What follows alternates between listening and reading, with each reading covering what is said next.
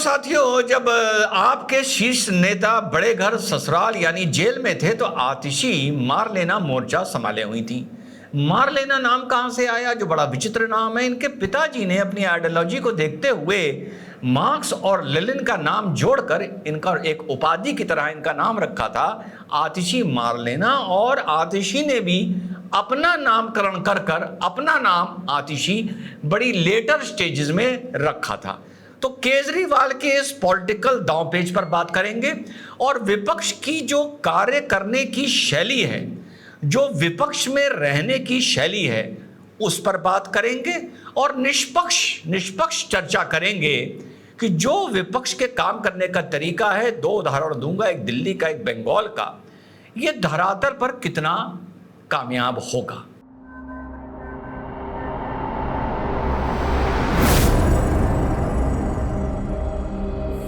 Hello, नमस्कार, सत श्री अकाल, अस्सलाम वालेकुम। कैसे हैं जनाब? तो साहब देखिए, आज का मेरा वीडियो देखने, सुनने, समझने से पहले एक बात समझ लीजिए। राजनीति में जो मैं बार बार बोलता आया हूं, आपको अपनी गैलरी को सेटिस्फाई करना है, आपको अपने वोटर को सेटिस्फाई करना है।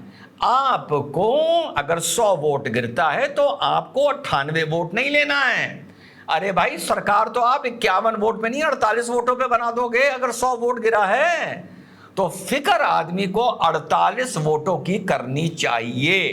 हाँ, किसी का नुकसान ना करे वो अलग बात है। लाल किले पे खड़ा होके क्या बोले वो अलग बात है। दिल में आपके ये होना चाहिए कि मेरी गैलरी क्या है। This is all about democracy and electoral politics. समझ गए ना? लाल किला किसको एड्रेस करना चाहिए, किसको सेटिस्फाई करना चाहिए।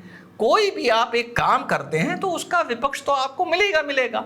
अब यूपी में बुलडोजर चलना शुरू हुआ तो क्या कोई ये बोल सकता है कि साहब बुलडोजर चलने से सब संतुष्ट हैं? या कोई ये बोल सकता है कि बुलडोजर चलने से सब असंतुष्ट हैं? नहीं बोल सकता। तो यहां पर इसको आप एक लॉ एंड ऑर्डर की तरफ जो सख्ती है, इसको आप एक गवर्नेंस भी मान लीजिए और इसको आप एक पॉलिटिक्स भी मान लीजिए। और ये चीज के खिलाफ भी लोग खड़े हुए, इसके फेवर में भी लोग खड़े हुए और एक वोट बैंक बन के इसके लिए खड़ा हुआ। तो इसी तरह अब आप आ जाइए विपक्ष पे। जो मैंने कहा था, इन लोगों के काम करने के तरीके को समझते हैं और पॉलिटिकल नजरिए से समझिएगा, धरातल के नजरिए से समझिएगा। बड़ा मुश्किल काम दे रहा हूं आज आप लोगों को कमेंट करने से पहले। अपने नजरिए से ना समझिएगा। अगर आप भाजपा के वोटर हैं तो आपको इधर ये जो भी हो रहा है ये नौटंकी लगेगी, लेकिन मैं एक जिम्मेदार कमेंटेटर हूं। मैं आपको यह समझाने की कोशिश करूंगा कि क्या इस नौटंकी का भी कोई गैलरी है, क्या इस नौटंकी का भी कोई वोट बैंक है? तो जवाब है भैया, गैलरी भी है और नौटंकी भी है। जिस तरह से अगर कहीं बुलडोजर चल रहा है तो उसकी भी एक गैलरी है और एक उसका वोट बैंक है। समझने में आप लोगों को आसानी होगी। सोच समझ के वीडियो पे कमेंट करिएगा। अब साहब, आपकी छींचा लीडर हो गई, 2-2 साल आपके नेता अंदर रहे, ऐसी कसी कंडीशन लगा के सुप्रीम कोर्ट ने आप लोगों को बेल दी है। बिल्कुल जैसा मैंने कल बोला था, बड़ी जिम्मेदारी से बोला था कि बिल्कुल छींचा लीडर कर दिया, गीला जूता आपके मुंह पर मारा है। लेकिन इस हालातों में भी केजरीवाल ने एक प्रयास किया बाउंस बैक करने का। अच्छा प्रयास किया और बाउंस बैक करने का इस तरीके से प्रयास किया जो मैंने कल वीडियो बनाया था, उसी का इसको कंटिन्यूएशन मान लीजिए कि उसने ये मैसेज दिया किसको? याद रखिए, अपनी गैलरी को, अपने वोट बैंक को, जो कॉर्पोरेशन इलेक्शन में उनको वोट देता है, भले लोकसभा में मोदी जी को वोट देता है। ये आतिशी गौतम गंभीर से 4.25 लाख वोटरों से हारी थी और विधायकी ये 12,000 वोटों से जीती थी। तो समझ लीजिए दिल्ली में ये कितनी लोकप्रिय हैं, इसी से आप लोग अंदाजा लगा लेंगे। लेकिन छोटे चुनाव में जो 10 साल का रिकॉर्ड है, चाहे कॉर्पोरेशन का हो चाहे विधानसभा का हो, केजरीवाल की अपनी एक पकड़ है। अब वो पकड़ के बहुत से कारण हो सकते हैं, फ्रीबीज भी हो सकती है, नौटंकी भी हो सकता है। तो ये साहब जब इसमें जब केजरीवाल बाउंस बैक कर रहा है, मैं तो त्याग हूं, मैंने तो त्याग दे दिया, मैं जनता के बीच में जाऊंगा। ये इंदिरा जी का 1970 का चीज दोहराना चाह रहा है, वो भी जनता के बीच में गई थी और मैं गली गली घूमूंगा, अब जनता फैसला करेगी। तो ये एक गैलरी को सेटिस्फाई करेगा। ये ना सोचिए कि 100 में 100 दिल्ली के लोग इसको गाली देंगे और कहेंगे नौटंकी है। तो पॉलिटिक्स इज ऑल अबाउट, ये नहीं है कि अगर 100 वोट है तो आपको 98 चाहिए। पॉलिटिक्स इंडिया की इज अबाउट, यहां पे प्रेसिडेंशियल सिस्टम ऑफ गवर्नमेंट नहीं है कि अगर आपके 100 वोट गिर रहे हैं और आप 48 भी उसमें पा जाते हैं तो सरकार आपकी बनेगी और बड़े बहुमत से बनेगी। तो केजरीवाल ने जो ये बाउंस बैक किया है अच्छा है, इसमें कोई कमी नहीं है। जैसा मैंने कल बताया था, पत्नी को अगर बना देता तो बहुत बड़ा नुकसान उठा जाता, इसीलिए उसने एक महिला आतिशी को बनाया। और इस दौरान पिछले साल 2 साल में आतिशी जरा लाइमलाइट में भी रही है, जैसे आपकी नुपुर शर्मा लाइमलाइट से बिल्कुल बाहर रही हैं। तो ये तो पॉलिटिकल पार्टी को समझना चाहिए कि उसकी गैलरी क्या है, उसे पूरी दुनिया को सेटिस्फाई करना है या अपने वोटर्स को उसको सेटिस्फाई करना है। तो अब इस फैसले के बाद जब इसने, होता यह है पॉलिटिक्स में कि आपको अपनी गैलरी को एम्यूनिशन देना पड़ता है। अब जो केजरीवाल को अच्छा आदमी मानते हैं या नेता मानते हैं या बहुत से फ्लोटिंग वोटर हैं, वो एक बार तो ये कहेंगे कि नहीं भैया, रिजाइन तो अगले ने अपनी मर्जी से किया, दबाव में आके नहीं किया, नई परंपरा देश में डाल दी कि जेल में रह के भी एक आदमी मुख्यमंत्री बना रह सकता है और कोर्ट उसमें इंटरफियर नहीं कर सकते। कल किसी ने जवाब दिया कि आप बेशर्मों की लिस्ट में लालू को भूल गए। ना, लालू जब जेल जा रहा था उसने रिजाइन कर दिया था और राबड़ी को बनाया था। इसीलिए मैंने कहा इस मामले में 70-75 साल में देश ने ऐसी बेशर्मी नहीं देखी जैसी केजरीवाल के जरिए देखी। Even compare to Lalu, Lalu भी रिजाइन करके गया था और अपनी पत्नी को मुख्यमंत्री बनाया था, जेल से उसने सीएम का ऑफिस नहीं संभाला था। तो ये चीज विपक्ष को, यानी भाजपा के विपक्ष को और दिल्ली में सत्ताधारी पार्टी के प्रचारकों को एक हथियार तो दे देगी बोलने के लिए कि साहब हमें कुर्सी से प्यार नहीं है, फकीर तो हम हैं, फलाना है, अब तुम फैसला करो। अब आपको बीजेपी को यह नैरेटिव सेट करना है कि साहब ये इसने मजबूरी में किया है, सुप्रीम कोर्ट ने इसके मुंह पर गीला जूता मारा, इसके सारे अधिकार ले लिए, इसके पास कोई ऑप्शन ही नहीं था, इस मारे इसने ये त्याग दिया है। तो ये नैरेटिव की लड़ाई आपको लड़नी पड़ेगी। आपने गलती क्या करी? आपसे मेरा मतलब भाजपा है, आप नहीं। 10 साल दिल्ली में आप मतलब भाजपा ने केजरीवाल के खिलाफ जो नेता खड़ा किया, वो खड़ा किया नरेंद्र मोदी। यही वो मिस्टेक कर जाते हैं, हर किसी का जवाब नरेंद्र मोदी, हर किसी का जवाब नरेंद्र मोदी। अरे यार, छोटी फसल खड़ी करो, जूनियर फसल खड़ी करते दिल्ली में। अब दिल्ली के नेता आप समझ ही रहे हैं, हमारे भोजपुरी के महान सितारे।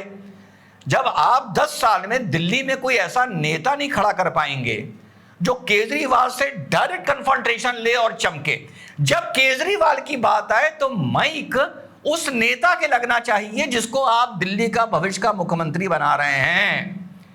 एक भविष्य के मुख्यमंत्री को तो आपने किनारे ही कर दिया। भाई आपको पूरे देश को सेटिस्फाई नहीं, पूरी दुनिया को सेटिस्फाई करना था, समझ रहे हैं क्या? 2-2.5 साल से आपने उसको किनारे कर दिया, ठंडे बस्ते में चलो बेटा तुम, कुछ बोलना भी मत। तो भैया जब आप लोकल लेवल पर नेता नहीं खड़ा कर रहे तो मुख्यमंत्री का सीएम क्या मोदी जी बन रहे हैं? तो ये बात मैंने पहले भी बोली थी, जब राहुल कुछ बोले उसका काउंटर मोदी जी को नहीं, युवाओं को देना चाहिए लोकसभा में। जब केजरीवाल कोई बोले इसके काउंटर के लिए आप सेटअप करिए, आप ऐसा इकोसिस्टम बनाइए कि मीडिया से कहिए ना ना ना ना, हमारे राष्ट्र प्रवक्ता इसकी बात ही नहीं करेंगे, हमारे स्टेट के प्रवक्ता इसकी बात करेंगे। आप हमारे जो राष्ट्र प्रदेश के अध्यक्ष हैं उनके पास जाइए, उनसे बैठ लीजिए, हमें इस आदमी का जवाब ही नहीं देना है। 10 साल में आप ये नहीं अचीव कर पाए और वो ये एंटी इनकम्बेंसी को लड़ने के लिए त्याग तपस्वी बन के जाएगा। अब आप ये देखिए कि आपको कैसे इसका काउंटर क्रिएट करना है। 10 साल आपको मिले थे, आप काउंटर नहीं क्रिएट कर पाए। बंगाल चलते हैं। बंगाल में दीदी ने छींचा लीडर कर दी, छींचा लीडर कर दी। साफ लड़की मरी पड़ी थी सामने, मुंह से खून, आंख से खून, बलात्कार, झूठ। 10 घंटे बाद एफआईआर। जब विरोध होता है तो प्रिंसिपल को हटा के दूसरा इस जगह का प्रिंसिपल बना दिया जाता है। जो इसको बलात्कार बोलते हैं या दीदी पे सवाल उठाते हैं उन लोग को पकड़ लिया जाता है, उनको डराया धमकाया जाता है।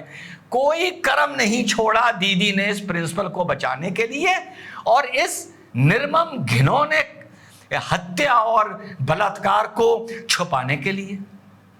यहां तक तो ठीक है ना। अब आप इनका नैरेटिव देखिए आउट ऑफ बॉक्स। वो ही दीदी बंगाल में पदयात्रा निकाल रही है जो एक खेमे को बेशर्मी नजर आएगी, लेकिन दूसरे खेमे को इससे एक बोलने का मंच मिल जाएगा। दीदी दीदी एक ऐसी मुख्यमंत्री थी जो सड़कों पर निकल गई इंसाफ के लिए। अरे दीदी कानून ले आई। अब दीदी को तो ये पहले से पता था कि जब लॉ एंड ऑर्डर को लेके कोई कानून लाता है तो उसको पास कराना आसान नहीं होता, उसमें बहुत टाइम लगता है। पहले गवर्नर के पास जाता है, फिर गवर्नर कोई ना कोई उसमें कमी निकालता है, फिर गवर्नर ओके करता है, फिर राष्ट्रपति के पास जाता है, फिर नोटिफिकेशन आता है, फलाना फलाना। तो उसने कहा तुरंत 4 दिन में कानून निकालो कि दीदी ने तो आग लगा दी, बलात्कारियों को मौत की सजा।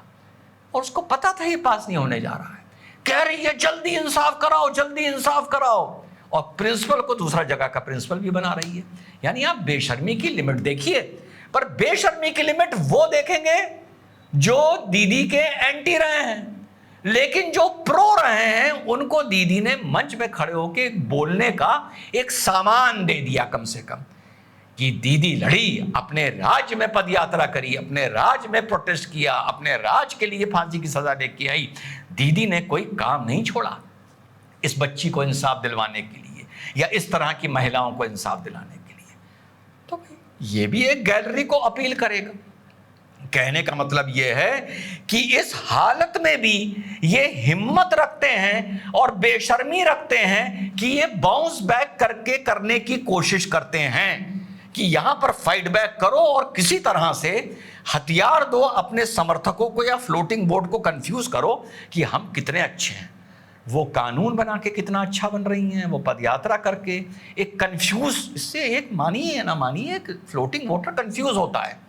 अब केजरीवाल के इस फैसले से एक फ्लोटिंग वोटर कंफ्यूज होगा। आप बोलते रहे फ्री भी है, ये है, वो है, ये आप कमेंट करिए, मैं नहीं कहूंगा, कंफ्यूज जरूर होगा। और एक आपके कैडर को एक फोल्डर मिलेगा अटैक करने के लिए कि देखो हमारी क्या ईमानदारी है। वहां दीदी अपनी ईमानदारी दिखा रही है महा बेशर्मी करते हुए, यहां भाई साहब अपनी ईमानदारी दिखा रहे हैं महा बेशर्मी करते हुए। राजनीति में जो आपके समर्थक होते हैं वो ही मेन होते हैं और आपको आपके समर्थकों की विश पूरी करनी पड़ती है और अपने समर्थकों का पल्स समझना पड़ता है, उनकी नर्व समझनी पड़ती है। पूरे दुनिया का या पूरे हिंदुस्तान का ठेका लेना लोग छोड़ दें और इसी तरह से फिर आगे जाके नैरेटिव बनता है। नजर आना चाहिए कि जो आप जिसको समर्थन दे रहे हैं, नजर आना चाहिए वो कुछ कर रहा है आउट ऑफ द बॉक्स। मैं हमेशा बोलता हूं राजनीति का तरीका बदल रहा है, राजनीति अब आउट ऑफ बॉक्स होने लगी है। आपको दूसरे को आउटविट करना है। ईमानदारी से बताइए, आपको कितनों को यह लग रहा था कि बेल पे आने के बाद केजरीवाल इस्तीफा देगा? ईमानदारी से जवाब लिख के दीजिएगा, कितनों को लग रहा था? अब भले आप कुछ कह दें, नौटंकी है, कुछ है, लेकिन ना, आउट ऑफ बॉक्स आइटम दिया, अपने समर्थकों को दिया, भाजपा के समर्थकों को अटैक करने के लिए एक एग्जाम्पल बनाया। इसी तरह दीदी पद यात्रा कर रही हैं, लोगों ने कहा भाई ये बेशर्मी हो क्या रही है, लेकिन एक कंटेंट दिया गया आप अपने वोटरों को सेटिस्फाई करने के लिए और अपने वोटरों को बताने के लिए कि तुमने गलत आदमी को नहीं चुना था। और यही चीज सेंटर में है। कोई घटना हो, चाहे किसान आंदोलन हो, चाहे मणिपुर हो, चाहे नीट हो, चाहे खिलाड़ियों का प्रोटेस्ट हो ब्रिजभूषण वाला, चाहे शाहीन बाग हो, आप कुछ करिए या ना करिए, आप अपने 50% को सेटिस्फाई करने के लिए कोई आउट ऑफ बॉक्स आइटम दीजिए कि उन 50% को बैकफुट पे ना आना पड़े। वो आपके आइटम की जो बाकी 50 उसको नौटंकी कह रहे हैं उसको कहने दीजिए, आप अपने 50 को पाउडर दीजिए, गन पाउडर दीजिए कि वो दूसरों पर अटैक कर सकें। और नजर आना चाहिए कि आप कुछ कर रहे हैं। शांति में चले गए, आंख बंद कर ली, फिंगर ऑन द लिप, जो हो रहा है धीरे धीरे हो जाएगा, ठीक हो जाएगा, नहीं हो पाता। तो आपको समझ गए आप लोग पूरा वीडियो में क्या समझाना चाह रहा हूं और किसको समझाना चाह रहा हूं। आप लाख कहते रहें बेशर्मी, चाहे बंगाल हो चाहे दिल्ली हो, फ्लोटिंग वोट या इंप्रेस होगा या कंफ्यूज होगा। और जो कोर वोटर है आपका या दीदी का, उसको एक हथियार मिलेगा एंटी दीदी या एंटी केजरीवाल जो लोग बोलते हैं उन पे काउंटर करने के लिए, और इसी हथियार की वजह से वो बैकफुट पर नहीं आएगा। जिस तरीके से बहुत से सपोर्टर अक्सर बैकफुट पर हम लोगों को मिलते हैं। तो सेंट्रल गवर्नमेंट को मेरा ये सलाह है कि आपने 10 साल निकाल दिए, दिल्ली में आपने कोई बड़ा कद्दावर नेता पैम्पर करके, सपोर्ट करके खड़ा नहीं किया जो डायरेक्टली केजरीवाल को काउंटर करे। आप केजरीवाल के लेवल पे गिर के केजरीवाल से उलझने लगे, ये सबसे बड़ी आपकी मिस्टेक थी। ज्यादा ना टारगेट करिए, ज्यादा महत्वाकांक्षी ना होइए।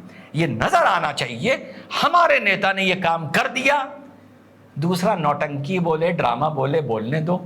हमें इतना हथियार दे दिया, हमें इतना कंटेंट दे दिया कि हम दूसरे पे चढ़ाई कर सकते हैं, जो अपने अपने सपोर्टर्स को इतने बुरे हालातों में दीदी ने और केजरीवाल ने दे दिया। जय हिंद, वंदे मातरम, खुदा हाफिज।